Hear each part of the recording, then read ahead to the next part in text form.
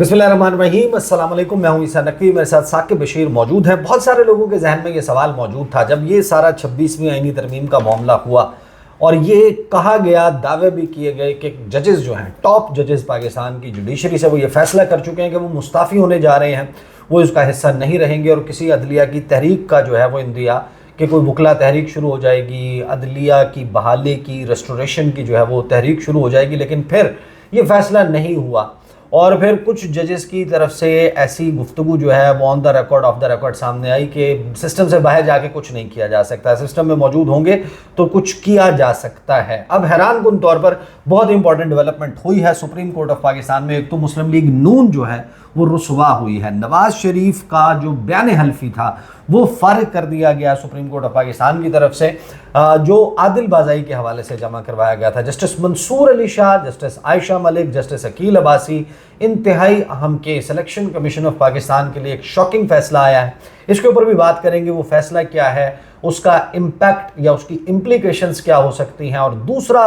बहुत ही अहम मामला सिविलियंस का ट्रायल फौजी अदालतों में, उसके हवाले से जो आईनी बेंच है वहाँ पर जो गुफ्तगू या रिमार्क सामने आ रहे हैं वो भी बड़े दिलचस्प और हैरान कुन है। साकिब बशीर साहब, पहले तो ये बताएं, जो आदिल बाज़ाई केस है, डी सीट करने के हवाले से फैसला सुना दिया था, बयान हल्फी नवाज शरीफ का जमा हुआ था, नवाज शरीफ ने कहा था कि ये मेरी पार्टी के हैं, तो सुप्रीम कोर्ट ऑफ पाकिस्तान ने अब पहले तो मुअत्तल किया था इस फैसले को, 12 दिसंबर तक मुलतवी की थी। आज 12 दिसंबर, खैर लोग 13 दिसंबर को ये वीडियो देख रहे हैं, क्या उसमें मामला फिर सामने आया? उसमें मामला ये था कि सुप्रीम जो इलेक्शन कमीशन ऑफ पाकिस्तान है उसके सामने दो एफिडेविट्स थे। एक बयान हल्फी वो था जिसको नवाज शरीफ मुस्लिम लीग नून क्लेम कर रही थी कि ये हमारी पार्टी के हैं और इन्होंने हमारी पार्टी की पॉलिसी की खिलाफ वर्जी की है, तो इन पर वो 63A जो है वो लगेगा और उसी के ज़रिए स्पीकर और उसके भी रेफरेंस जो है भेजा गया था। और दूसरा वो एफिडेविट था जो आदिल बाज़ाई ख़ुद क्लेम कर रहे थे और वो हर फोरम पर जाकर ये कह रहे थे कि मैंने PTI के नाम पर इलेक्शन लड़ा, PTI के नाम पर जीता, इमरान खान के तस्वीर उठा के मैंने हलफ जो है वो उठाया जो कौमी असम्बली के फ्लोर पर। वोट भी उन्हीं के नाम पे मिला, वोट भी उन्हीं के नाम पर मिला और वो हमें पता भी है, वोट तो वो PTI के नाम से ही उन्होंने लड़ा। लेकिन मामला वहाँ पे नवाज शरीफ ने तो अपना वोट भी ओन चौधरी को दिया था। अच्छा, वो अपना कैंडिडेट नहीं था। तो वो मामला वहाँ पे था कि जो इलेक्शन कमीशन ऑफ पाकिस्तान है उसने तो आदिल बाज़ाई की एक नहीं सुनी, उन्होंने उठा के बाहर फेंक दिया। उन्होंने कहा कि आप इधर से स्पीकर कौमी असेंबली ने भेजा और उधर से इलेक्शन कमीशन ने 2-3 समातें की और इलेक्शन कमीशन ने उड़ा के रख दिया। उन्होंने कहा कि आपको हम डी सीट कर रहे हैं। हालांकि एफिडेविट के हवाले से जो एक फैक्चुअल कंट्रोवर्सी थी जो हमेशा से सिविल कोर्ट में तय होती है कि अगर दो किस्म के कागज़ हमारे सामने आ जाए कि एक एफिडेविट ये कह रहा है, एक एफिडेविट ये कह रहा है, कि उनमें से देखना, उनको उनकी शफाफ तहकीकात करना, उस फिर तय होता है कि कौन से एफिडेविट को दुरुस्त माना जाए और कौन से एफिडेविट को दुरुस्त ना माना जाए। यही वो सवालात थे आज justice Mansoor Ali Shah, justice Ayesha Malik, justice Aqeel Abbasi, उन्होंने इनके सामने रखे कि भाई आप ये कैसे आपने सोच लिया कि ये ठीक है, मतलब ये कैसे हो सकता है कि आपकी ख्वाहिश है कि जी वो गलत है तो ये ठीक है, तो बस ठीक है जी। इस तो बड़े इंपॉर्टेंट, मैं ज़रा मेंशन कर दूं, बड़े इंपॉर्टेंट जो है वो ऑब्जर्वेशंस और रिमार्क सामने आए। जस्टिस आयशा मलिक ने कहा कि क्या इलेक्शन कमीशन मुल्क की तमाम अदालतों से बालातर है, आपको किसी चीज़ की परवाह ही नहीं, क्या आप किसी को नहीं मानते, अदालतों और मजिस्ट्रेटों को भी नहीं मानते, खुद भी इंक्वायरी नहीं करते। ये जस्टिस मंसूर अली शाह ने कहा। फिर जस्टिस मंसूर अली शाह ने कहा कि क्या इलेक्शन कमीशन के पास ऐसा ट्रायल करने का इख्तियार है, साथ ही ट्रायल कोर्ट की पावर इलेक्शन कमीशन के पास कहाँ से है, ये सवाल पूछा गया जस्टिस मंसूर अली शाह की तरफ से। और फिर इलेक्शन कमीशन ने तो बुलडोज़र लगाया हुआ है, ये कहा जस्टिस मंसूर अली शाह ने। इसके अलावा बड़े ही अहम रिमार्क्स जो इसमें सामने आए, मैं कुछ चीज़ें जो हैं वो आपसे इजाज़त से ज़रा मैं मेंशन कर दूं। और फिर मैं आपका ट्वीट देख रहा था जो बड़ा इंपॉर्टेंट था काजी फैज़ ईसा के मुतल्लिक, कि आज इलेक्शन कमीशन ने, बताएं ज़रा आप क्या। जी बिल्कुल, जो इलेक्शन कमीशन है इलेक्शन कमीशन जब से चीफ जस्टिस काजी फैज़ ईसा आए थे, इलेक्शन कमीशन का कोई भी मामला उनके सामने आता था तो ऐसे लगता था जैसे उनके रिमार्क्स, ऑब्जर्वेशन جو ہے وہ ان کی طرف سے کوئی آرگومنٹس چل رہے ہیں کہ الیکشن کمیشن کو وکیل کو زیادہ بولنے کی ضرورت نہیں پڑتی, ان کو پروٹیکشن دی جاتی تھی, ان کو ایسے پورٹریٹ کیا تھا جیسے کوئی مقدس گائے ہے اس کو ہاتھ نہ لگائیں, جو فیصلہ انہوں نے کر دیا ہے بس وہی فیصلہ ہے. تو آج بھارت الیکشن کمیشن اس میں میں نے جو ہے وہ بلکہ جو ہے وہ آپ کو یاد ہے کہ راحت فتح علی خان کی ایک ویڈیو وائرل ہوئی تھی کہ یہ میرا نصرت فتح علی خان ایسے کچھ نہ کہے, جب وہ کون سا واٹر ہوتا ہے, ہولی واٹر, وہ جو دم کیا ہوا پانی کے زیر اثر, جب انہوں نے کہا تھا نا کہ یہ اس سے کوئی بھیڑے مت, اس سے کوئی پنگا نہ لے, یہ میرا وہ ہے نصرت فتح علی خان. تو میں نے اس پہ ویڈیو بھی کی تھی کہ قاضی فائز عیسیٰ جو ہے وہ الیکشن کمشنر کے متعلق یہی کہتے ہیں کہ یہ میرا نصرت فتح علی خان ہے. اچھا, اس میں بڑا امپورٹنٹ چیز یہ ہوئی کہ سپریم کورٹ نے ایک تو ظاہر ہے کہ 262 جو سیٹ ہے NA 262 کی اس نشست کو بحال کر دیا, اور جو یہ تینوں ججز ہیں انہوں نے یہ کہا کہ الیکشن کمیشن اور مسلم لیگ نون مطمئن نہیں کر سکے کہ کیسے عادل بازئی مسلم لیگ نون سے وابستہ تھے. پھر چیف الیکشن کمشنر اور اسپیکر قومی اسمبلی کے حوالے سے جسٹس عقیل عباسی کے جو ریمارکس ہیں وہ بڑے امپورٹنٹ تھے. انہوں نے کہا کہ چیف الیکشن کمشنر اور اسپیکر قومی اسمبلی کو فارورڈنگ ایجنٹ بننے کے بجائے عادل بازئی کی وابستگی کا جائزہ لینا تھا, یہ نہیں کہ بس بڑے صاحب نے حکم دیا اور ڈی سیٹ کر دیا. تو یہ ان دونوں لوگوں کے بڑے صاحب کا جو تذکرہ ہو رہا ہے یہ بھی بڑا حیران کن ہے. یہ کتنا بڑا ظاہر ہے کہ نہیں بہت بڑا فیصلہ ہے, اس کی بڑے اثرات بھی ہوں گے, اور سپریم کورٹ کا جب یہ تفصیلی فیصلہ آئے گا تو اس میں وجوہات کا ذکر بھی ہوگا کہ الیکشن کمیشن کا جو کنڈکٹ ہے, ہم بہت عرصے سے جب سے 8 فروری الیکشن ہوئے, 8 فروری الیکشن سے پہلے جس طرح کے الیکشن کا ماحول بنا ہوا تھا, جس طرح جو لیول پلینگ فیلڈ جو ہے وہ نہیں دی جا رہی تھی, تمام پولیٹیکل پارٹیز کو ایکولی ٹریٹ نہیں کیا جا رہا تھا, پھر الیکشن کے بعد جو کچھ الیکشن کمیشن نے جو فیصلے کر رہا تھا, پھر خاص طور پر جو ٹریبیونلز کے حوالے سے کیا, جسٹس جہانگیری کے ٹریبیونل کو ختم کرنے کے لیے کیا کیا نہیں کیا گیا. حکومت پاکستان نے جو وہ آرڈیننس لائے, وہ انہوں نے کہا کہ لگائیں ریٹائرڈ جج, پھر ریٹائرڈ جج لگائے گئے, پھر جسٹس جہانگیری سے وہ کیس واپس لیا گیا, کیونکہ جسٹس جہانگیری کہہ رہے تھے کہ بھائی فارمز جو 45 جمع کروائیں, ایفیڈیوٹ بھی جمع کروائیں, اور جس کا ایفیڈیوٹ جھوٹا نکلے گا اس کو جیل بھیجیں گے. تو جب یہ ساری باتیں ہونے لگیں تو ظاہری سی بات ہے کھٹک گئے معاملات, تو فارم 45 کہاں سے آنے تھے. تو اس کے بعد پھر الیکشن کمیشن کے کنڈکٹ پر مستقل سوالات تھے, لیکن چیف جسٹس قاضی فائز عیسیٰ کے دور میں ان کو کور ملتا رہا, ان پر کوئی بات نہیں کی گئی کیونکہ تقریباً سارے فیصلے ان کے ہی کورٹ میں لگتے تھے. ایک اور میں بات کر دوں, جب فیکچوئل کنٹروورسی کسی بھی معاملے میں آ جائے کہ 2 کاغذ آ گئے ہیں یا 2 فریق آ گئے ہیں, اس میں طے ہونا ہے. اب اس میں بھی یہ ہے 2 قسم کے ایفیڈیوٹ آ گئے تھے. اب 13 جنوری کو جو فیصلہ ہوا تھا اس میں بھی فیکچوئل کنٹروورسی تھی کہ 10 بندے آئے تھے, جی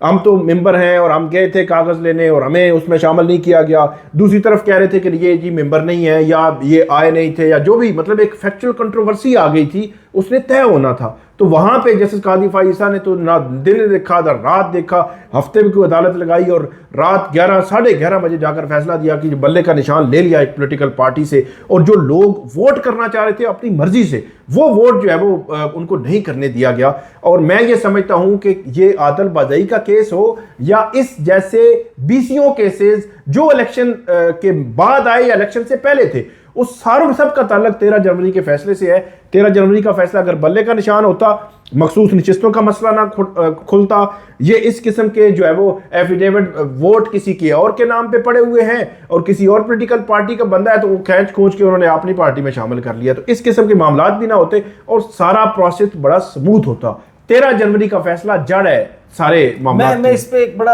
اہم جو ہے وہ ایک I was just scrolling through X, اس میں پوسٹ ہوتی ہیں, ایک بڑا امپورٹنٹ تجزیہ میں نے کسی کا دیکھا. وہ یہ کہہ رہے ہیں کہ جناب کہ اس میں نواز شریف کا جو ایفیڈیوٹ ہے یا ان کی جو پارٹی کی طرف سے جو ان کا بیان حلفی ہے کہ ہاں یہ ہماری پارٹی کا رکن ہے, یہ ہماری پارٹی کا رکن تھا, یہ ہمارا MNA ہے یا یہ ہمارا MNA تھا, وہ جھوٹا ثابت ہوا ہے اس کیس میں. تو نواز شریف جو ہے وہ تو پہلے بھی کوئی یہ جھوٹے بیان حلفی پہ تو بندہ جو ہے وہ DCD بھی ہو سکتا ہے, صدارت سے بھی فارغ ہو سکتا ہے اپنی اس کی. اچھا, اس میں جو میں بھی دیکھ رہا تھا کہ اب سپریم کورٹ آف پاکستان کیا صرف الیکشن کمیشن کے اس فیصلے کی حد تک ہی فیصلہ دے گی کہ یہ فیصلہ درست نہیں ہے اور یہ چیزیں رہ گئی تھیں, اس لیے الیکشن کمیشن کا فیصلہ کالعدم قرار دیا گیا ہے, یا سپریم کورٹ اس سے تھوڑا سا باہر بھی نکلے گی کہ وہ ایفیڈیوٹس جو ہیں ان کو ڈٹرمن کیا جائے, دیکھا جائے,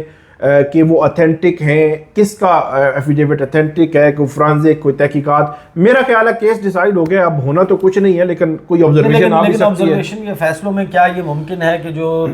تیمور اسلم ہیں وکیل عادل بازئی کے, انہوں نے جو پوائنٹ اٹھایا تھا مخصوص نشستوں کے کیس کا حوالہ دیا اور اس کے اوپر پھر بڑے مسکراتے ہوئے ریمارکس بھی دیے کہ اچھا وہ فیصلہ آپ اس کا حوالہ دے رہے ہیں, اس پہ عمل درآمد ہو گیا ہے, یہ سوال کیا, تو کیا مخصوص نشستوں کے کیس کا معاملہ جو ہے وہ بھی کہیں اس فیصلے میں مینشن ہو سکتا ہے؟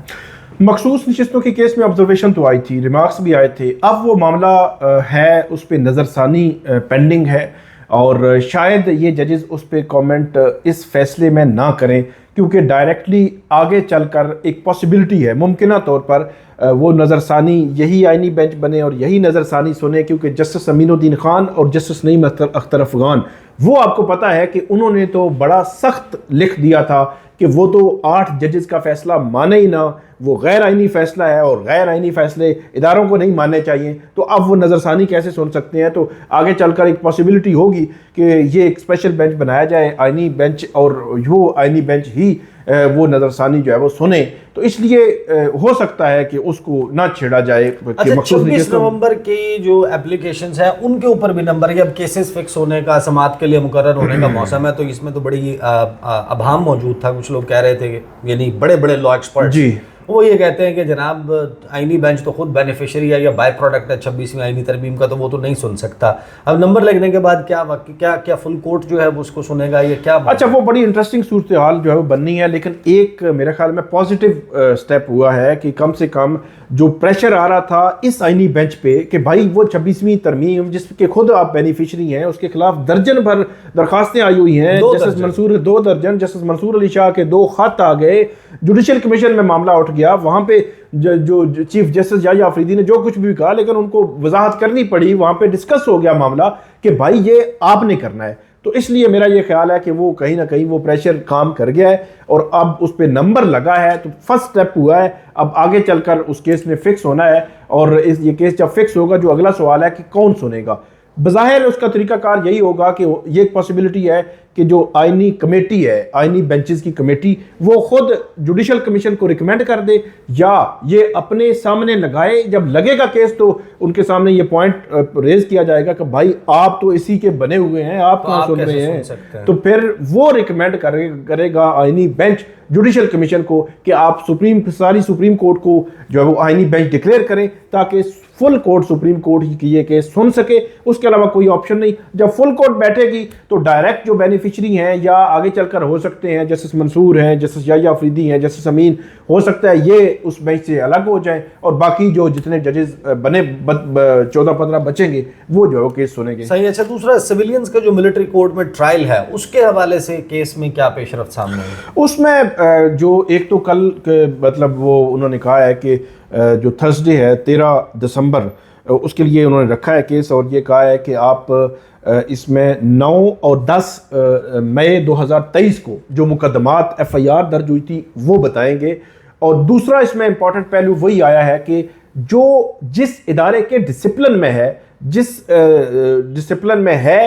وہ اسی ڈسپلن میں اس کو سزائیں دی جا سکتی ہے. ایسے نہیں ہے کہ آپ جو ہے وہ ادھر سے اٹھا کر ادھر لے جائیں. اس میں مثال دی جسٹس جمال خان مندوخیل نے کہ صدر ہاؤس اگر اس پہ کوئی اٹیک ہو, کوئی معاملہ ہو, تو اس کا جو کیس ہے وہ اینٹی ٹیررزم کورٹ میں چلے گا. ماضی میں ہم نے دیکھا کہ پارلیمنٹ ہاؤس پر اٹیک ہوا یا PTV حملہ ہوا تو ان کے کیسز اینٹی ٹیررزم کورٹ میں چلے. تو وہاں پہ ایک سوال یہ بھی ہوا کہ اگر کسی فوجی کو کوئی جو افسر کو فوجی قتل کر دے تو اس کا کیس کہاں چلے گا؟ تو انہوں نے کہا کہ وہ سیشن کورٹ میں ہی چلے گا, قتل کا مقدمہ 302 کا مقدمہ. تو اسی طرح یہ مثال دی انہوں نے کہ ایک ڈسپلن کے تحت, اس میں ایک حضرت عمر کا واقعہ انہوں نے لکھا کہ انہوں نے ایک چھاؤنی کا تصور دیا تھا اور اس چھاؤنی کا تصور میں ڈسپلن تھا. تو وہ ڈسپلن میں اگر آپ باقیوں کو بھی لے آئیں گے تو وہ ڈسپلن خراب ہو جائے گا جو ہماری فوج کا ڈسپلن ہے, جو آرمی کا ڈسپلن ہے. تو اس کے حوالے سے لیکن اب یہ کیس بڑا تیزی سے آگے بڑھ رہا ہے اور اس میں میرا خیال یہ ہے کہ کل اس جو سماعت ہوگی فرائیڈے کو, اور اس میں پھر فردر دیکھنا ہے کہ نیکسٹ ویک کتنی سماعتیں ہوتی ہیں, لیکن بہت جلد اس کا فیصلہ آ سکتا ہے. بہت جلد اس کا فیصلہ آ سکتا ہے. اور سویلینز کے ٹرائل کے حوالے سے یہ آبزرویشن بھی کہ آرمڈ فورسز میں جو شخص نہیں ہے وہ ان کے ڈسپلن کے نیچے کیسے آ سکتا ہے, کسی سویلین کا ٹرائل ہو سکتا ہے نہیں ہو سکتا. اس میں ایک چیز بڑی امپورٹنٹ ہے کہ یہ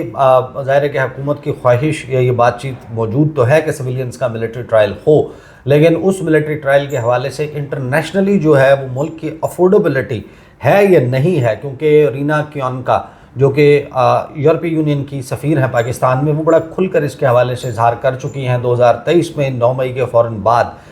جب جولائی کا مہینہ تھا. اس وقت یورپی یونین کے آفیشیل ٹویٹر ہینڈل سے GSP+ کے حوالے سے پاکستان کی جو ریکوائرمنٹس ہیں, جن انٹرنیشنل کووننٹس اور کنونشنز اور ٹریٹیز جن پر 27 کے اوپر عمل درآمد کرنا ہے, اس میں ایک بڑا ویڈیو بیان انہوں نے جاری کیا تھا, اور انہوں نے کہا تھا کہ جو ICCPR ہے, international covenant on civil and political rights, اس کے مطابق جو اوپن اینڈ فیئر ٹرائل ہے, پبلک ٹرائل ہے, اور رائٹ ٹو ڈیفینس ہے, ڈیو پروسیس آف لا ہے, اس کے بغیر